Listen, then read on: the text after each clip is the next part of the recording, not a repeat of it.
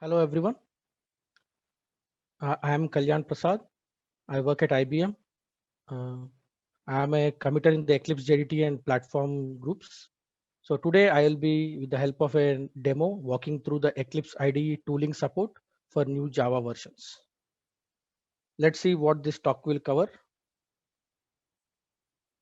This talk will include the demo of the functionality provided in Eclipse to support the below Java 15 and Java 14 features: switch expressions, enhanced switch statement, and multi-constant case labels, which are become a standard feature in Java 14; text blocks, which are a standard feature in Java 15; records, which are in a second preview stage in Java 15; pattern instance of, which are in the second preview stage in Java 15; sealed and non-sealed types, which are in the first preview stage in Java 15; and Javadoc support for modules in @C, @link, and @link plain annotations.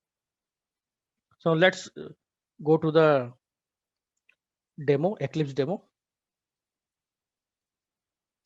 So now here I have a very simple case of switch statement where each case is written independently. Now multi-constant case labels, an example is provided here. So all of them are combined because the same output is needed for 0, 1, and 2. Here in my main function, I have a simple demo of calling the function foo with the input of 1. Let's see what the output of this would be. Run as Java application, and it prints hello. Now let me put a comment here and see what the output of this would be. Run as Java application, it prints hello world because there is a fall through, because there is no break. Now this is where enhanced switch statement comes into picture using the arrow mark. Here it clearly, using the arrow mark, there is no break statement, but there is a implicit break statement added, because of which was the same code. When I try to run it, run as Java application, only hello gets printed and it does not fall through to default. This is the example. And also here the facility is provided by Java. You can split them, control 1, split case labels. You can split the combined case labels into individual case labels also if you want. Now let us go to a switch expression. So here I have an enum of days, which is Monday, Tuesday, Wednesday, Thursday, Friday, Saturday, and Sunday. And I have two functions, get day 1 underscore 1 and get day underscore 2. What they do is, if it is Monday through Friday, it will return a weekday. If it is Saturdays and Sunday, it will return weekend. So one of them is using explicit yield statement, which returns the value in the switch expression, and that value is assigned to string day. And here I am using enhanced arrow mark, by which directly weekday is returned and assigned to day. So now in the main function, what I am doing here is I create randomly values between 0 and 6, where 0 stands for Monday and 6 stands for Sunday accordingly. And then I try to get the value for each of them, get day. So let me run this function. Both, the idea is both of them using either the arrow mark or the colon should give the same value. Run as Java application. So if you look at it in the console, for get day underscore 1 and underscore 2, both of them give the same value for Saturday, Sunday, and Monday. Now here, for example, in this case, if I do not have covered one case, like Friday is not covered, what will happen? I get an error here saying a switch expression should cover all possible cases. So the solutions, quick fixes available is as default case or add missing case statements. Let me add missing case statements.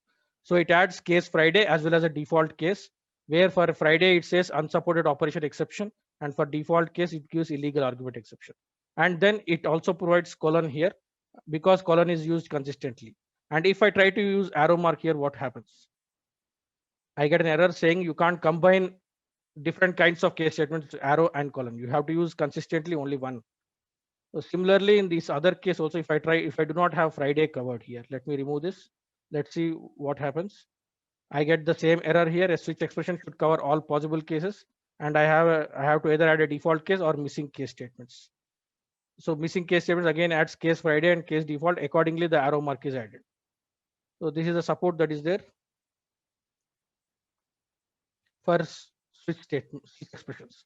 Let's go to the new feature that got added in 418 M1, that is converting a switch statement to a switch expression. So now here I have a function called foo, in which it takes an integer. If it is 3 or 4, it assigns the value j as 8.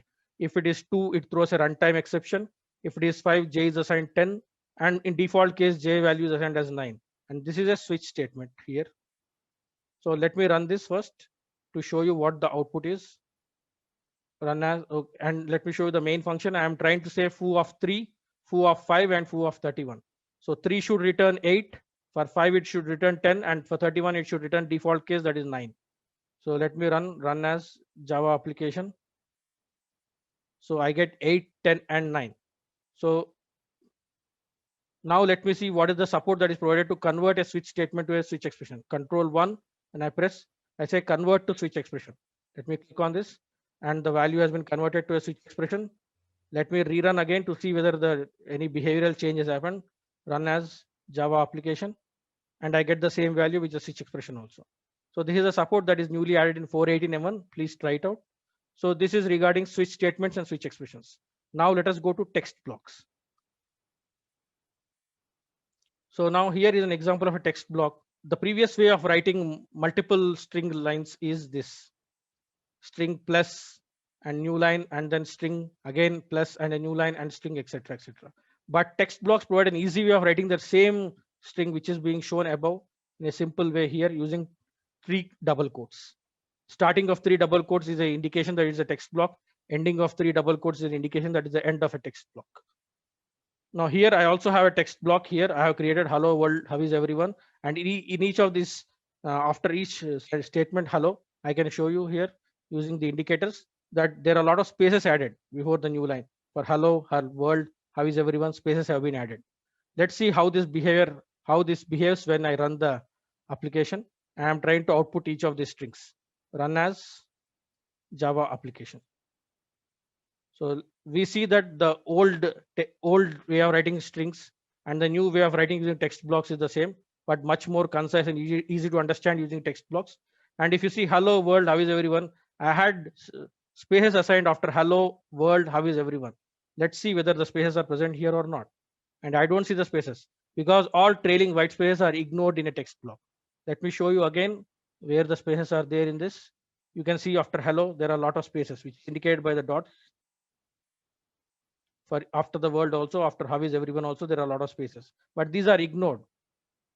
So now what has happened in Java 14 is some of the new cases, new support for text blocks for not ignoring spaces and for not ignoring new lines has been added. For example, here I have another demo where I have hello and world written in 2 different lines. But when I want it to be printed, I want it to be printed in a single line. So there is something called escape new line character where it just says / and then gives me new line. And now not ignoring trailing white spaces. /s is used for not ignoring trailing white spaces.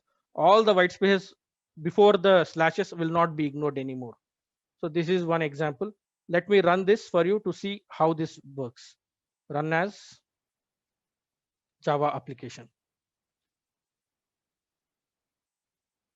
So now you see that hello world got printed in a single line, even though it was written in 2 different lines here. And ABC here, for example, ABC, world, and CC. Let me highlight them, and all of them have the spaces added at the end, which have not been ignored. Now let's see if I want to create a simple text block, how do I create? It is very cumbersome to add 3 triple quotes, right?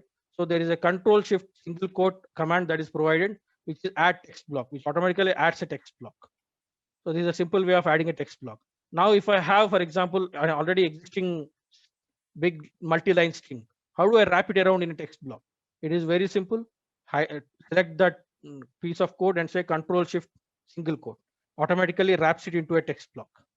So these are very simple way of creating a text block that is allowed in Eclipse. So now let us go to preview features now. I have a preview project here, which is a Java 15 project. Now, for example, I try to create, for example, a record. Let me go. There is a new Java wizard for creation of records. So this is a new wizard which you can see. You can also see that the new icon is provided for records. Let me create rec1. I get an error saying project preview project demo file does not have preview features enabled. So then how do I enable the preview features? Let me come here and say configure enable preview features. It automatically goes and enables the preview feature for Java 15. And you can also set the level when using the preview feature, whether it should be a warning or should be an info or should we ignore that. So let me set it to ignore for this demo purposes. So now let me try and create a new record.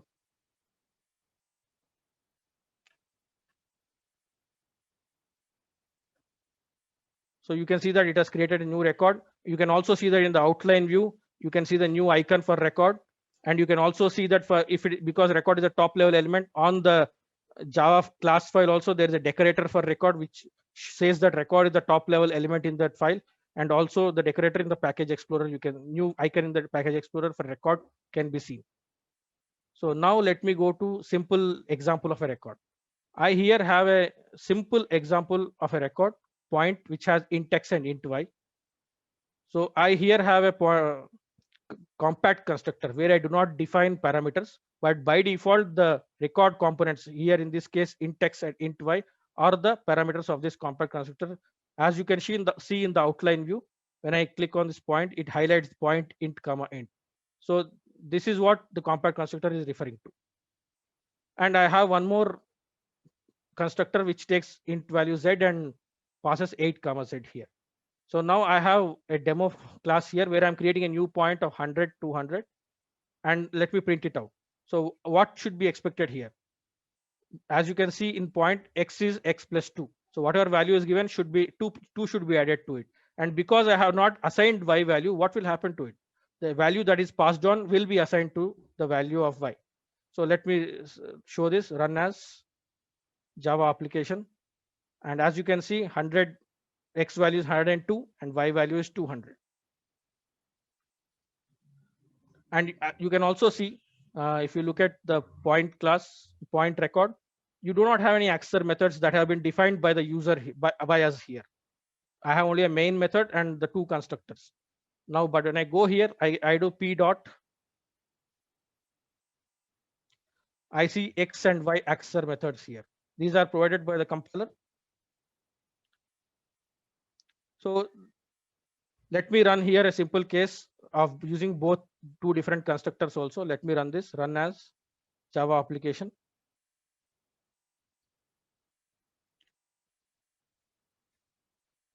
See, for R1, when I passed 8 and 10, 8 plus 2 is 10, 10 and 10. And for R2, when I passed only 8, Z value as 8, I am passing internally X value as 8, therefore 10 and 8. That is the way. So now, for example, if I want to rename a record component, just renaming this value, will it suffice? Because X is being referenced here, X is being referenced by the accessor method, etc. So let me see what happens here when I rename. So for renaming, Alt Shift R. So if you look at it, all the places where X has to be renamed is highlighted here. X, and X. Let me rename it to X1. So it got renamed to X1. Also, if you can look at it in demo 4 class, also it got renamed to X1 appropriately. So the refactor rename of compact constructor is a facility that is provided so that it does not break the rename anywhere. So this is the example of a record. Now let us go to instance of pattern. So now here, this is an old code depicting instance of casting and defining a new variable. So if object is instance of string s is cast, object is cast to string s, a new variable is defined, and s dot is blank is called. So now new code depicting the instance of the same thing using a single call, that is o instance of string s and s dot is blank. This is much more concise. So, and if you look at it, s value is available only if o is instance of string, otherwise it is not. For example, in this function size, if you see object instance of string s, return s dot length. If you look at s dot, all the content assist that is provided on string will be available to you here because it understands that s is available here. Now let's see outside the if statement whether it will be available. I get an error here very clearly saying that s cannot be resolved. Now what happens in the case of a negation? Like for example, not object instance of string s. So basically in the else part, the s is available, the variable s is available, but in the if part, s is not available. Therefore, let me try an if statement. Let me try in the if block whether s is available. Let me go and check here. S cannot be resolved. So you get that error, s cannot be resolved. So s cannot be used because the variable s is available only in the else block, but not in the if block. This is a simple demo of instance of. Now let's go to sealed classes.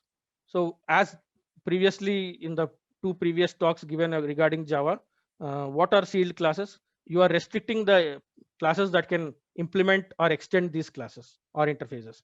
So let me see here, shape class here, public sealed class shape class permits circle.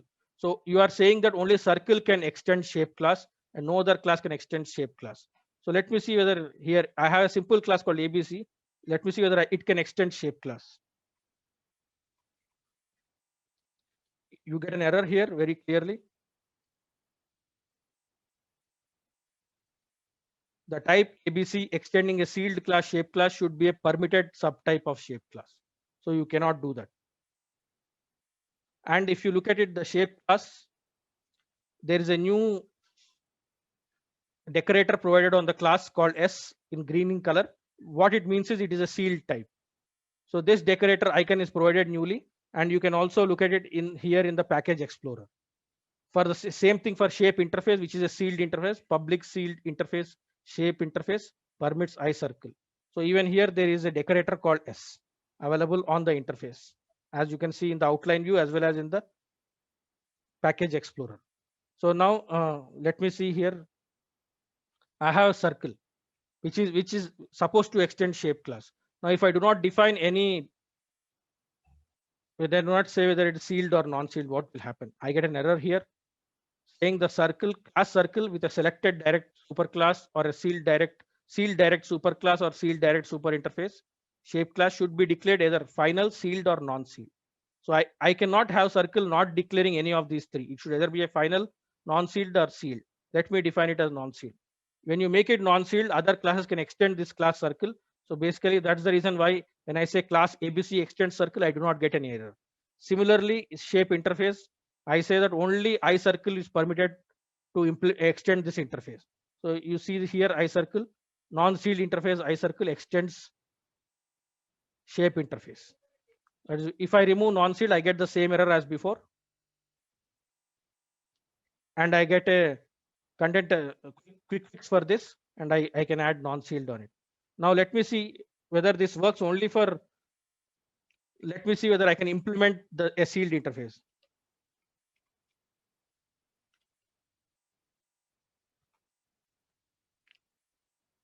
So I get again an error, but that type ABC extending a sealed class shape interface should be a permitted subtype. So even for implements, you need to have a permitted subtype only then you can implement a interface. So this is the options provided. So let us go to a Javadoc demo now. So currently in Javadoc, there is no way you can reference a modules Javadoc. How do you try to reference a modules Javadoc? Here I have a simple Java 15 project in which I have defined a module name called Javadoc demo 9. So in this class, I am simply calling at C Javadoc demo 9. So let me see what happens in Javadoc for this when I click the demo function. See also Javadoc demo 9. When I click on it, it goes to module Javadoc demo 9. So this is very nice. So you need not do anything then. It is working as expected. But this is not very simple because I have one more case here where I have a module info file where I have something called module Javadoc demo. I also have a package here called Javadoc demo. Now, what is the reference to at C Javadoc demo? Should it refer to the module or should it refer to the package? So let me go to the class function here, class here, CLS. Let me go to test function here.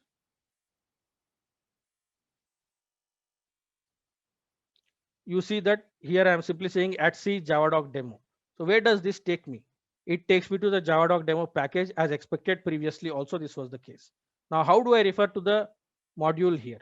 So this is what is added newly. If I add slash at the end, that means it is saying that you have to refer to the Javadoc demo module, not the package. I click on it, it takes me to the module javadoc demo. Now, for example, from here, can I refer other modules? For example, I want to refer to javadoc demo 9's doc demo function. So this is the way I do it. Add the module name slash package name, class name, hash, and the function name. So let me select test 4, and this is the way I get it. See also, when I click on it, it takes me to the javadoc of javadoc demo 9 function, doc demo function. So this is the support that is provided now. So this is, you can try all these things out. So there are some other features which I would like to show you. Let me go to the formatter for text blocks.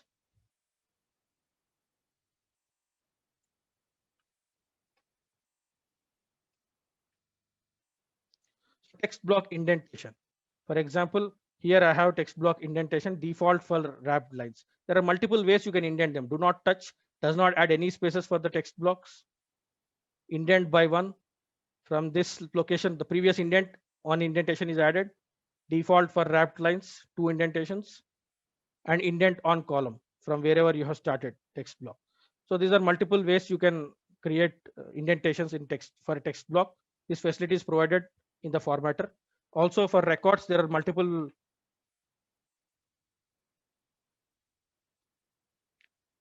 So record declarations, for example, in record components, there are multiple features provided. Wrap where necessary, wrap first element, do not wrap. There are multiple options provided here. You can try all these things out. For implements also, do not wrap first element.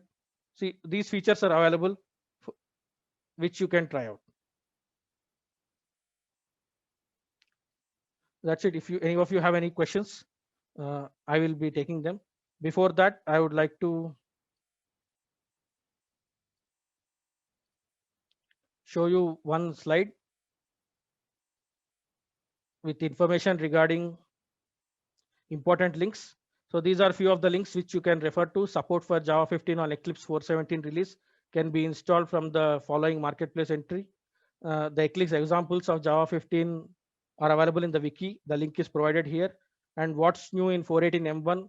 There are a lot of features that got added into 4.18 M1 also. So you can try this out. For example, the switch statement to switch expression conversion got added in 4.18 M1 only. So you can try this out. Please ask your questions here. I'll try and answer them. And please do not forget to evaluate this session.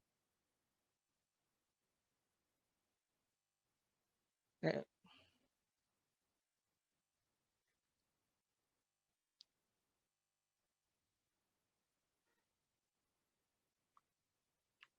So I have one question which says, can I use JDK 16 early access builds in Eclipse IDE, or do I have to wait until the new release?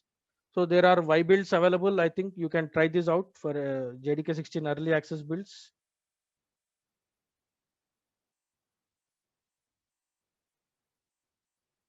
Currently, I do not think there is a reverse quick fix to merge case statements into a single case statement. Uh, we will try and fix that.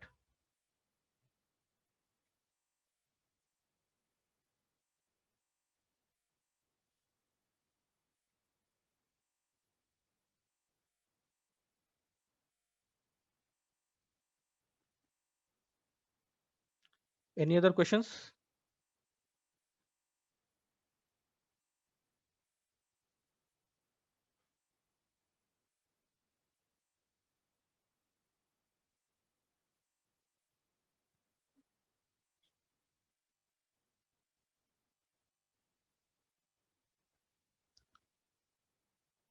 Okay, thank you.